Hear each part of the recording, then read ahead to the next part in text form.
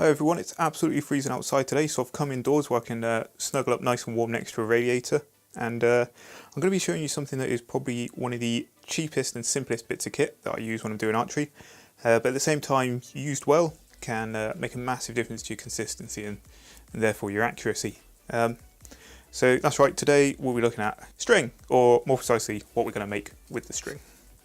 So yeah, that's right, it's finger slings. So this is the type that I'm using at the moment. Quite an easy type, knots already in there for you, so slide it around your finger, pull it tight, and you're good to go. But this isn't the only type, so the other type we're going to be looking at it's just a simple loop of string. This one's a lot easier to make, but a bit more complex when it comes to actually putting it on your fingers. You basically tie a little knot, loop it around your finger. I feel this isn't quite as secure as how that one feels, but it's pretty solid. It shouldn't be going anywhere. So we'll be looking at how we make both of these. To start with, we'll have a look at this one because it's a bit simpler. So we'll get rid of this one. So looking at this sling, it is essentially just a bit of string tied together into a knot. In this case, I've used a bowline, which is a bit more of a difficult knot to tie, but I'll show you that in a minute. So when I'm using these things, as I said before, I use this kind of knot here, the bowline. The main reason I use this is it's a very nice and easy knot that you can pull up this bit here, and if you want to make it longer, put it on this side, put it on this side. You made your loop a bit bigger for you, or if you want to make it shorter, you just pull up from the inside to make the loop smaller, and then pull the slack through the other side, and you've made your loop a little bit shorter. But when using these slings, the trickiest bit is generally putting it on your finger. So it's not too difficult a task. You put your fingers on finger and thumb on the inside of the loop, drop them down and through, so you get this kind of effect going on. Now I'll just show you that one more time from another angle. So put your fingers around so they're inside the loop, pointing outside. You go down the outside of the loop. So essentially you're doing that. You're then going to take this loop, cross it over onto that finger. And then by pulling tight on the rest of it, that will hold. And as your bow pulls on it, it tightens this up, so it shouldn't go anywhere. It's quite a commonly used one. It's pretty secure. Some people like to put a second loop in just by doing exactly the same over the top, and that just adds an extra bit of security. I don't tend to do this because I find when I'm holding onto the riser, it kind of gets in the way having too much string around that finger. So with the first bit on, the other bit goes onto the thumb.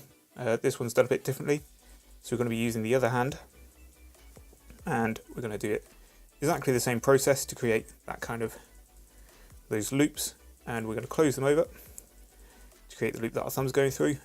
Put that thumb through, and again we can pull that nice and tight, and you'll have these little bits hanging down, and that's where your riser will go. And obviously as you shoot and your riser jumps forward, it's going to be pulling on that string, and you're going to be able to capture your riser with that. So yeah, a pretty simple system. I'll show you how to tie this bowline. If you give us 2 seconds, and I'll grab a untied bit of string. So here we go. We've got a decent length of the string here, or in this case, I'm using the paracord. And what we're going to do is we're going to tie a knot that, if my memory from my days climbing serves me right, it's called a bowline. Can be tricky to get the hang of first time, so bear with me. So we're going to create, using one end of the loop, we're going to create a circle like this just by crossing the string over the other side of it. And then you can see we've got this side here, which is where the string sits on top. I'm going to fold that over and pass another bit of the string up there. So we essentially get this. I'll just show you that last bit again. So we're going to fold the string over to create ourselves a little loop. Then I'm going to take what's called a bite of the string and pass it through that loop.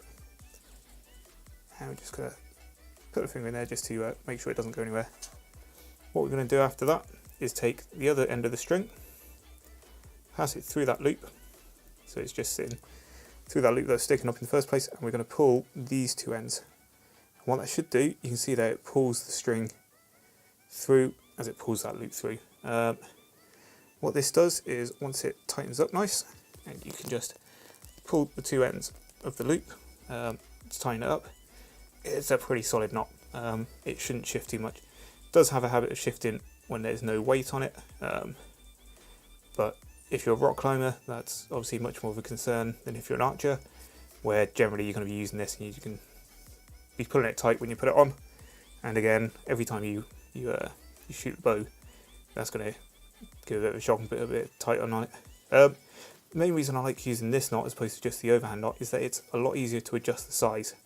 So rather than having to re-tie the whole knot every time, you can simply look for the bit of string where you can see here it comes up, loops around the back here, so it comes up, loops around the back and comes straight back down. And what we can do with this piece is, if we pull the back of it, if we pull this side of it, we can open that loop up a bit, and then if we pull this side of it, which is the side that's going to the inside of the loop, we pull that up, pull the slack back down, and then pulling on the inside of the loops to tighten that knot off again. And then by pulling that knot tight again, you can see it's we've got another nice knot tied there. So having this option to sort of adjust the length of it, sometimes it's a bit easier to do, just shuffling a little bit of it at a time. Having this option makes it a lot easier to get it set up and get it, how you want it. And again, yeah, done the other way by just going around the fingers and looping on nice and tight. So that's one of the things. That's probably one of the popular ones. The other type that I'm using at the moment, I was shown by another guy who shoots at the club, and I'm actually really liking it because it is, once you've put it together, it is a nice simple sling to use. So let's go back to that one, and we'll have a look at how this is made. Yeah, the other reason I kind of like this is it's just a bit of a tidier sling to use. You don't get the loose bits hanging around all over the place, and it's still definitely as comfortable as the other slings. So we'll grab a loose bit of sling. We'll grab a loose bit of paracord, and we'll see how this is made. So making this kind of sling can be a bit more tricky, but we're going to start off again with just a nice bit of paracord. If I remember rightly, I got this stuff off Amazon. I'll try and put a link to it in the description. And this time we're just going to work with one end of it at a time. So if we take a nice bit, and we're going to have a nice big loop, and it helps to leave plenty of spare over because it gives you a bit more to work with. And what we're going to do is, if we turn it this way, it's going to be easier to work out. So hold the loop in your hand, take the short bit that you fold over, and then we're going to loop it around the string. So if I grab that in there, so just like that. And then we're just going to do another loop, so I'll make that a little bit smaller, loop around, and we're working these loops back towards this this sort of fold we put in the string down here. So we've got 1, 2, and then we'll have that last one coming round.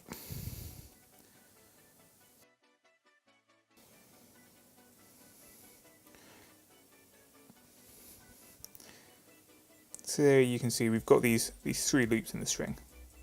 What we're going to do is this bit that we've been working with, we're going to go up from the bottom, so up from the side closest to the little fold you put in the string, and we're going to pass it up through all of those loops. You can see there it's come through those loops, and we can just pull this knot nice and tight.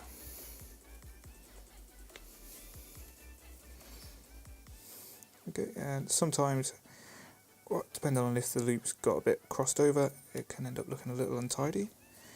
But if we put these nice and tight, you can see you've got the knot there that you need. And if we pull on this side, the loop gets bigger, and by putting a bit of pressure on, we can see that that size up.